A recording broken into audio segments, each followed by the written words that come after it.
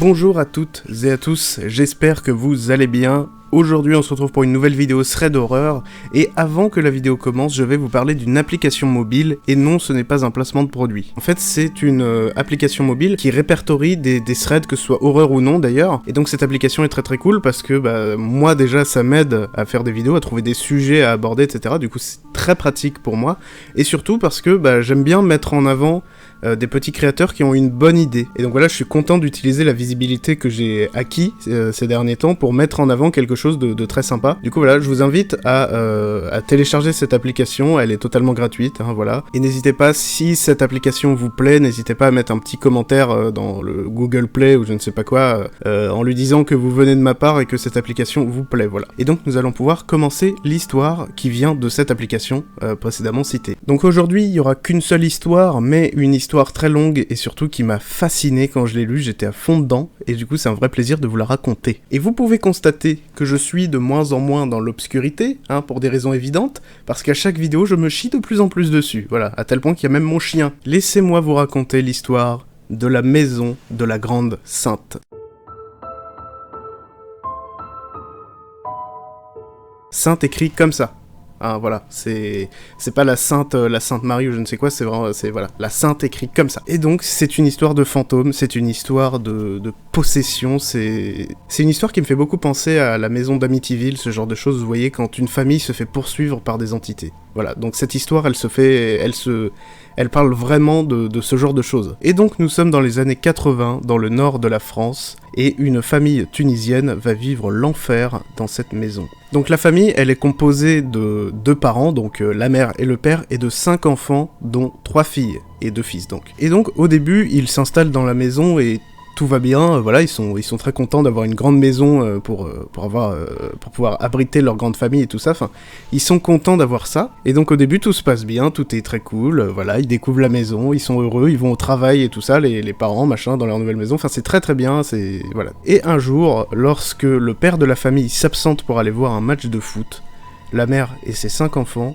entendent des coups sur la porte d'entrée, comme si quelqu'un toquait à la porte. Et du coup, la mère n'est vraiment pas très rassurée parce que il est assez tard le soir, il est sur le coup de 21h, 22h, donc normalement, il y a personne qui vient toquer à la porte à cette heure-là, enfin t'as moins envie d'ouvrir la porte, forcément, c'est bizarre, tu vois. Et donc au début, elle ignore, elle se dit, si c'est important, il retoquera, il trouvera un autre moyen, il reviendra le lendemain, enfin voilà, du coup elle décide de ne pas ouvrir la porte. Sauf que après ne pas avoir ouvert la porte, ça retoque encore plus fort, comme si la personne était un petit peu énervée qu'on soit pas venu lui ouvrir. Et donc là, la mère totalement panique, elle a peur, forcément, elle ne va pas ouvrir la porte, et attend son mari pour lui raconter ce qu'il se passe. Et du coup, quand le mari rentre, elle lui explique ce qu'il s'est passé, et elle commence un petit peu à flipper et tout ça, enfin voilà, elle commence un petit peu à extrapoler la situation, et le père la rassure en disant que c'était sûrement des gamins qui venaient faire une blague, des petits connards qui s'amusent à leur faire peur parce qu'ils viennent d'arriver et tout ça, enfin bref, pas des gens mal intentionnés en soi, mais juste des petits gamins un peu casse-couilles. Et donc la mère se dit ouais c'est peut-être ça, bon ok,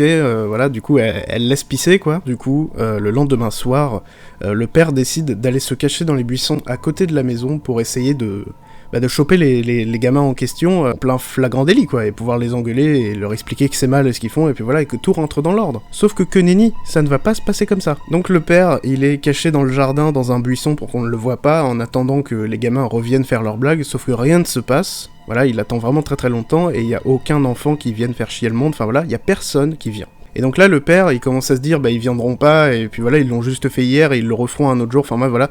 Du coup, il dit, ça sert à rien de rester dans les buissons. Et au moment où il décide de partir, et du coup de ne plus prêter attention à ce qu'il regardait, la porte du garage se met à trembler. Comme si quelqu'un la secouait, quoi. Mais c'est une grosse porte de garage, normalement c'est pas quelque chose que t'es censé réussir à bouger facilement, tu vois, c'est une porte de garage, quoi, c'est un machin qui pèse 400 kilos, tu vois. Du coup, le père, il fonce vers la porte du garage pour voir ce qu'il se passe, qui c'est qui fait ce bordel, et je rappelle qu'il est tard le soir, il est genre 23h, tout le monde dort et tout ça, enfin, voilà, le père est en mode héros, machin, pendant que tout le monde dort, je résous le problème, enfin, tu vois, et donc il voit la porte qui tremble, et il se dit qu'il y a quelqu'un dans le garage, du coup de l'autre côté de la porte, parce que le père lui est dehors, et du coup il se dit qu'il y a quelqu'un à l'intérieur du garage qui fait ça. Il se précipite à l'intérieur du garage en passant par la maison, et il y a personne. Voilà. Il y a juste personne, voilà. Et dès qu'il rentre dans le garage, surtout, le bordel s'arrête, il n'y a plus un bruit. Et surtout, le père est quand même sacrément décontenancé parce que il n'y a que lui qui a entendu tous ces bruits, en fait. Ça n'a pas réveillé sa famille et tout ça. Le lendemain, quand il leur demande s'ils ont entendu quelque chose, ils sont en mode non, il n'y a rien eu, machin. Enfin, il a l'impression que c'est le seul à avoir vécu les événements. Il avait l'impression d'être comme s'il était dans un autre monde, quoi, genre... Il y a que lui qui a vécu ça, alors que c'est quand même extrêmement flagrant. Et donc bon voilà, il s'en remet, il se dit c'était peut-être le vent, mais il veut toujours pas croire au paranormal, et il estime que pour l'instant il n'y a pas assez de preuves et tout ça, enfin c'est toujours un peu explicable et tout ça, du coup pour l'instant, pour eux il y a toujours une explication. Et donc voilà, le père retourne travailler, et laissant sa femme à la maison avec ses 5 enfants, et à chaque fois que le père va travailler, toute la journée, il se passe des choses, toujours... Quand lui rentre, sa mère a quelque chose... Enfin, sa mère, pas sa mère à lui, mais la mère de la famille a quelque chose à lui raconter, a quelque chose à lui rapporter qui s'est passé dans la journée. Et elle dit qu'il y a toujours eu des toquements à la porte, mais surtout que les vitres se sont mises à trembler. Et surtout, à un moment, elle dit avoir entendu comme si quelqu'un avait tapé dans la fenêtre, avait mis des grands coups dans la vitre. Et du coup, elle lui raconte ça, et le père, il commence un petit peu à se dire, bon... Ça pue la merde, cette histoire, il se passe quelque chose de pas normal. Mais bon, il refuse catégoriquement de croire au paranormal, il est très sceptique, il ne veut toujours pas y croire, du coup, pour l'instant, la seule chose qu'il peut faire, c'est laisser pisser, quoi, et attendre si ça recommence, et voilà, enfin, pour l'instant, il est un peu piégé, il veut pas y croire, mais en même temps, au fond de lui, il sait qu'il y a quelque chose qui va pas, enfin, tu vois, c'est une situation vraiment horrible pour un père, quoi, tu vois. Et c'est le lendemain que les événements vont commencer à se... corser. Comme si le fait que le père dise qu'il n'y croit pas, ça avait déclenché la colère des esprits, en fait. Et donc le lendemain, quand le père est toujours au travail, la mère de la famille qui est sur le canapé se fait projeter un couteau sur elle. On a fait un pas entre les toquements à la porte et le couteau qui vole dans sa gueule, tu vois. Il y a eu une évolution, voilà. Et du coup, pour elle, ça en est trop. Elle est persuadée que la maison est hantée et elle veut absolument partir. Elle lui explique ce qu'il s'est passé, et là, le père, il commence vraiment à se chier dessus, il commence à dire, bon, j'avoue. Là, il y a quelque chose qui va pas. Et donc, le père décide de faire appel à un prêtre qui habitait non loin de chez eux, qu'ils avaient eu le temps de faire un petit peu connaissance et tout ça. Et du coup, ils savaient qu'il y avait un prêtre qui habitait dans leur rue. Ils demandent à ce prêtre de venir inspecter la maison pour les aider. Et donc, le prêtre, il rentre dans la maison, il commence un petit peu à bénir un peu partout, il fait ses phrases de prêtre, voilà, je sais pas, je m'y connais pas. Et donc voilà, il commence un petit peu à bénir la maison, il commence à faire à faire son boulot de prêtre. Et apparemment, pendant une semaine, les événements paranormaux se sont calmés, il n'y a plus rien eu pendant une semaine. Et donc la famille commence à se dire, cool, trop bien, on est sorti d'affaires, que nenni. Tout simplement parce qu'au bout d'une semaine, la mère de la famille a encore subi des agressions. Au bout d'une semaine, ça s'était calmé pendant une semaine, et au bout d'une semaine, ça reprend de plus belle. Comme si le fait que le prêtre soit venu, ça les avait énervés, qu'ils essayent de les contrer, en fait. Et du coup, c'est encore plus agressif. La mère se prend des fourchettes dans la tronche. Les enfants, quand ils dorment, ils se font secouer de leur lit, ils se font balancer de leur lit.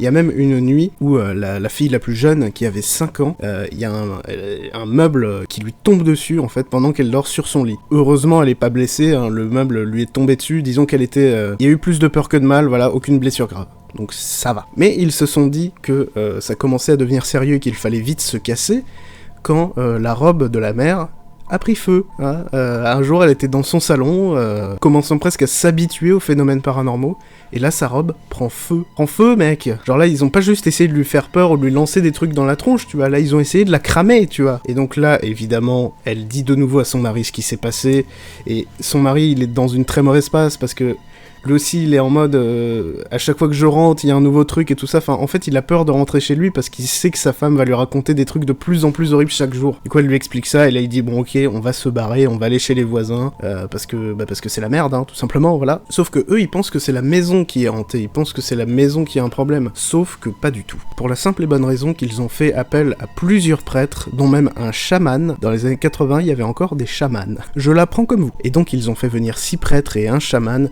et du coup, c'est ce fameux chaman, justement, qui lui a entendu des voix, qui a pu parler à certaines entités, et tout simplement, il en a conclu que c'est pas la maison qui est hantée, mais la famille. Exactement comme dans Insidious. Du coup, là, c'est la merde, parce que du coup, ils se rendent compte que peu importe où ils iront, bah en fait, vu que c'est eux le problème et pas la maison, bah ça sert à rien de se barrer en fait. Du coup, ils retournent chez eux, et là, les événements partent en couille totale. Les enfants commencent à voir les esprits directement, en plus des phénomènes, et c'est la fille qui a 12 ans qui est le plus victime de phénomènes, qui voit le plus de choses, et elle dit même que il y a un homme qui, lui, ne lui veut pas de mal, mais qui la suit tout simplement, qui apparaît très souvent, qui la voit et qui lui parle. Et donc cet homme lui explique que y a énormément d'entités dans la maison et qu'ils leur veulent tous du mal, sauf lui, bien sûr. Et donc là, les prêtres, ils sont pas dupes, ils savent très bien que même cet homme lui veut du mal, hein, forcément, et du coup, ils ont conclu que c'est les premiers signes d'une possession démoniaque. Et donc voilà, ils ont conclu que c'est les signes d'une possession démoniaque et qu'il faut agir vite avant que ça parte en couille et que tout le monde soit en danger.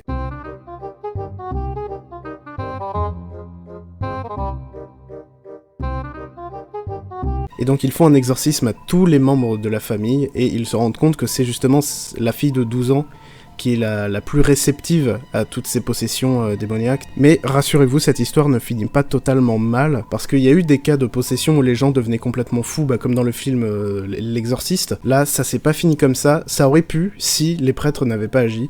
Tout simplement, ils bénissent à fond la maison tous les 6, voilà, ils font leur truc de prêtre mais à 6, et surtout ils disent à la famille qu'il faut pardonner, parce que sinon ils vont continuer, parce qu'ils se nourrissent justement de la négativité, donc pour eux c'est de l'essence leur malheur. Donc ils disent qu'il faut vraiment un maximum les ignorer, les pardonner, etc., pour qu'il y ait le moins de négativité possible, et pour que ça les déglingue en fait, ça leur fait du mal quand il y a de la positivité, tout simplement, ça leur fait mal, tu vois. Donc il leur explique ça. Et en plus, ils font des rituels pour bénir la maison chaque jour. Chaque jour, ils sont de plus en plus positifs, etc. Parce que ça marche réellement. Les esprits sont de moins en moins violents, jusqu'à ce qu'il n'y ait plus aucun signe. Ils font ça jusqu'à ce qu'il n'y ait plus aucun signe, avant la catastrophe, avant tout simplement que la gamine soit possédée, voire même toute la famille en fait. Du coup, ils ont extrêmement bien agi face à cette situation. Ils ont agi au bon moment, ils n'ont pas attendu. Et donc voilà, c'est ça la morale de l'histoire, c'est que quand il y a un problème, quand il y a quelque chose qui arrive, on sent que ça arrive, il faut agir tout de suite, il faut pas attendre que ce soit la merde en fait. Et donc n'oubliez pas d'aller checker l'application Threadflix pour voir s'il y a des threads que vous aimeriez lire tout simplement, ou même me proposer pour de futures vidéos, vous pouvez faire ça aussi, me proposer des histoires dans les commentaires, et pourquoi pas que je les raconte dans de futures vidéos si vous en connaissez des cools tout simplement. Donc voilà mesdames et messieurs, j'espère que cette vidéo vous a plu, je vous dis à la prochaine, et à bientôt.